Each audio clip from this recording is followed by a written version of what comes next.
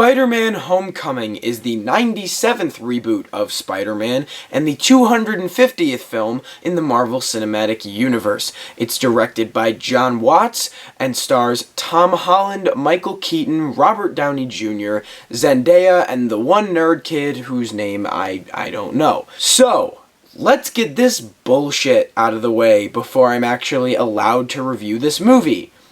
I am not a Marvel or fucking DC fan. Okay? Is that enough for you? Is that acceptable? Can we move on with the review now? I have not yet liked a DC movie. I'm in the minority on Wonder Woman. I didn't like it very much. I thought it was very mediocre. It's the best DC movie, but it's bleh.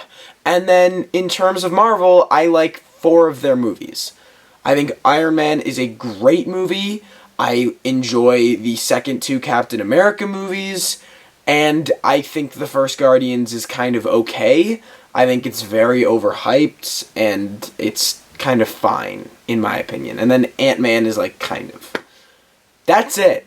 Now, however, I can add another movie to that list, because Spider-Man Homecoming happens to be a great movie, because it's not just a great superhero movie, it is a great movie. And oftentimes, the movies that work like that are what I will consider a good superhero film, because Captain America Winter Soldier and Civil War, as an example, work in this fashion. They work as great superhero movies. There's great superhero action for you to go and enjoy. But there's also really good writing and direction and performances, which is what makes a good movie. That is very important to have. And thank God, this movie brings that to the table. I was not a big fan of Guardians Volume 2 earlier this year, and this is a huge year for Marvel, considering they had that, they had this, and they still have Thor Ragnarok releasing in November. So this is a very big year for them leading up to Infinity War, which comes out next year. And this movie is great. It would be in my top 3 Marvel movies for sure. It is a incredibly done film, and I really enjoyed it for a number of reasons. The first being the direction in this movie from Jon Watts. The direction in this movie is incredible. You may notice the movies that I listed off to you that I like from Marvel have great directors attached to them. Iron Man had Jon Favreau. I don't know what the hell happened with Iron Man 2, but he's still a great director. And then Winter Soldier and Civil War had the Russo brothers, who are working miracles on this Marvel Cinematic Universe. And now you have this guy, Jon Watts, who has done like 2 indie movies before this movie. He did Clown and he did Cop Car, neither of which I've seen, but this movie makes me want to see both of them. He is a great director. Everything in this movie is directed for a reason. Every shot in this movie pretty much counts, and everything looks great. It sort of adds to the tone that they're going for in this movie, because it's almost a comedy more so than anything, which is often a thing that Marvel does with their movies, but like this is up there in terms of this is supposed to be a strict comedy, and it obviously has that feel going for it, because in a way it's trying more so to be a Peter Parker movie than a Spider-Man movie. All of the action sequences are great, they're shot well, and you can actually see what's going on, which is very important for a director, and they all have those money shots that you're always looking for in the trailer, so it must have been actually pretty difficult for them to pick one, because there are so many of them that work so well because of his direction.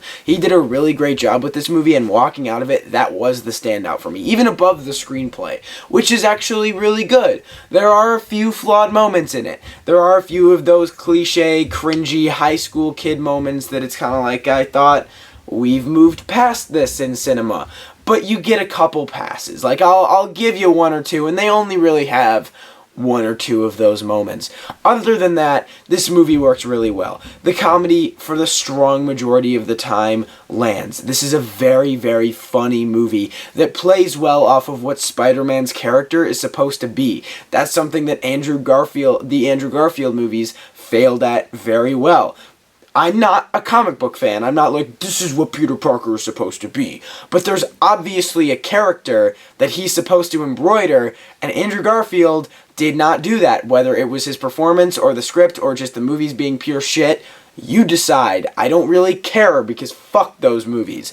But This movie really does that well. It shows that character off in the comedy, and then is able to work within the storyline and the villainous side of things with the dramatic screenwriting and the intense screenwriting, because there is a lot of that. The performances in this movie all really, really work. Tom Holland is continuing to move into contention to be the best Spider-Man. In my eyes, I think he very well could be. Tobey Maguire is a great Peter Parker. I didn't think he was a great Spider-Man, and then there was Andrew Garfield, which I don't discredit him. He is a great actor. He's a great actor. He's now an Oscar-nominated actor. He's been in The Social Network. He's been in Silence. He's been in Hacksaw Ridge. He's a great actor. He just got unlucky and popped up in 2 shitty movies. I don't blame him.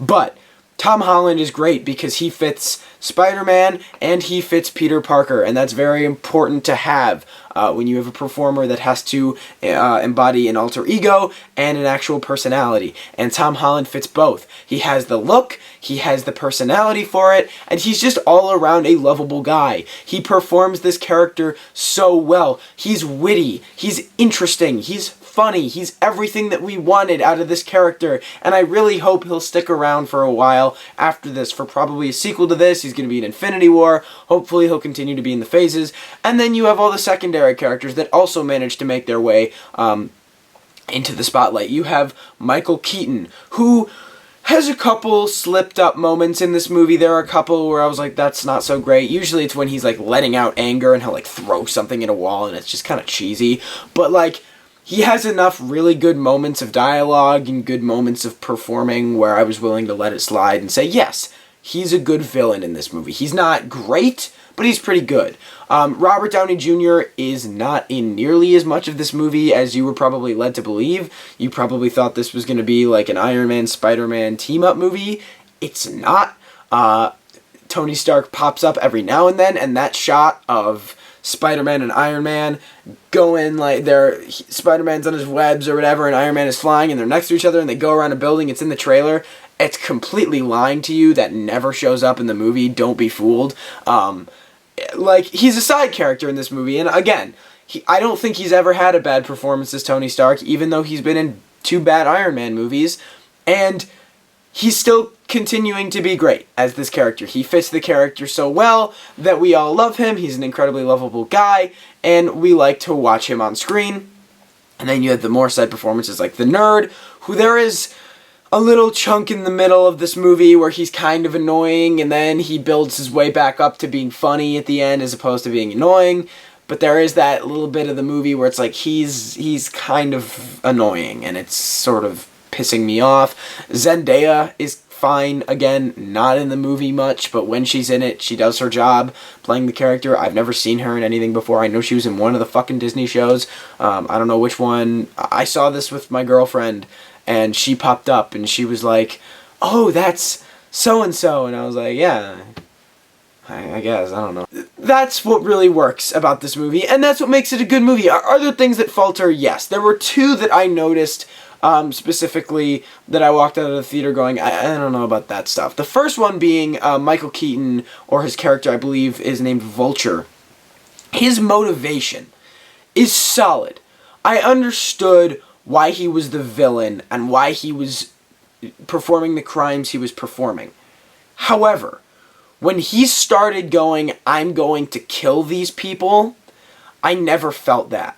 I never felt like his motivation was strong enough, or he was the kind of person that would actually murder somebody. I never, ever got that from him in this movie. I never did. The Winter Soldier, yeah, he's gonna fucking kill people. But I never felt like this would be the kind of guy to want to murder somebody. And there's a point where he says, I'm gonna kill Spider-Man, and you see in the shot in the trailer where he goes, don't mess with me, because I will kill you and everybody you love. And I'm sitting there like, I don't really think your character would do that, because at the end of the day, he's somebody who's trying to provide for his family. I find it difficult to believe that this guy would be willing to murder everyone that Spider-Man loves. It just never really clicked for me that way. If there had been a little more motivation or another extra event that had happened, maybe I would have bought that, because they do show why he's a villain at the beginning, and I would have watched that and been like, yeah, okay, I get why you'd want to do this and this, but you wouldn't want to fucking kill people for it. Like, that's just not you. I don't know. It just never matched his character, and then that did become a problem for me, because every time he said that, I was like, no, you're not going to kill anybody. And then the other issue that I have is parts of the storyline, specifically the beginning and the ending. I will say again, I saw this movie with my girlfriend, and she hasn't seen many Marvel movies. She's a big Spider-Man fan, but she's never seen many of the Universe movies.